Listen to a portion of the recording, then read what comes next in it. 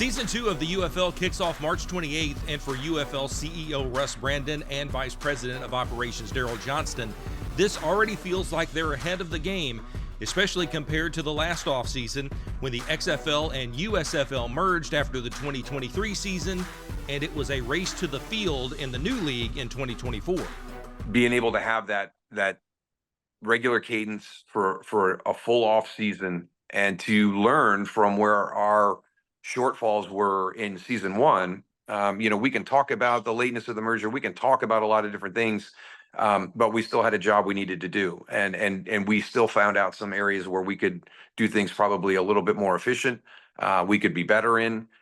So this full off season is going to give us an opportunity to implement those policies and those strategies.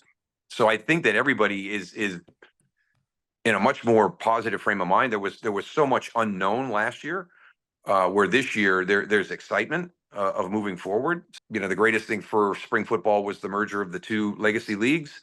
And I really feel that season 2 will be the year that we can demonstrate that. I think season 1 was just making sure we got football propped up and all the key necessary components in place to have a successful season 1.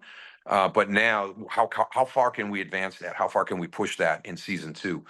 No doubt season 1 was a proving ground for the UFL. It felt to some like proof of concept to keep spring football alive and really not cannibalize each other, but rather join forces.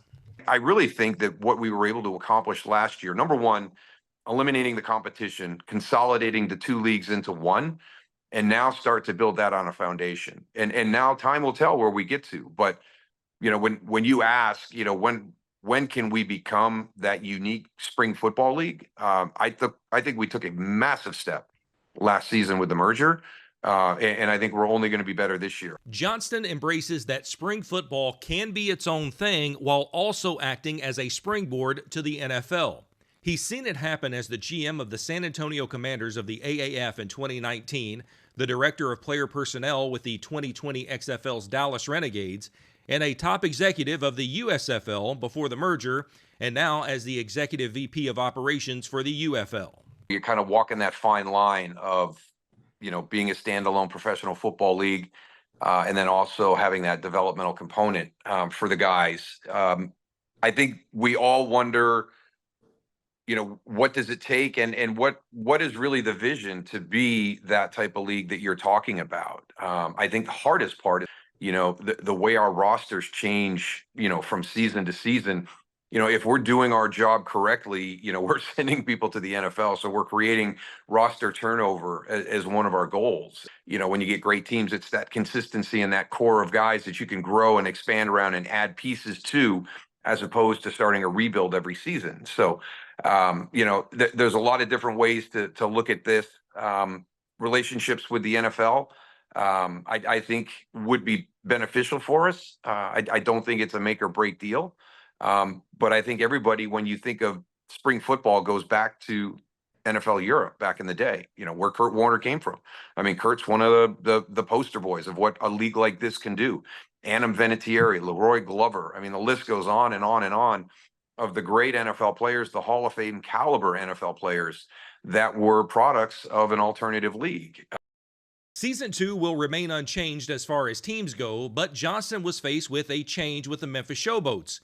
The departure of head coach John T. Filippo had Johnston in search of a third head coach in 3 years for Memphis.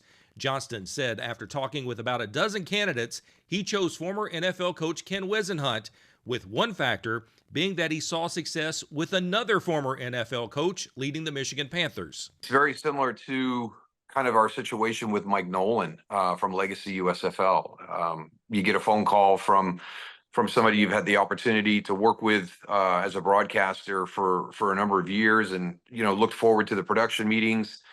You could tell about his passion of the game, the success he had, at each stop he was at.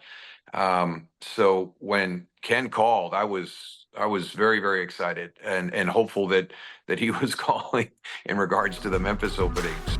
Get ready for season 2 with an interview with new Memphis head coach Ken Wisenhunt right here. Thanks for watching, and be sure to like and subscribe.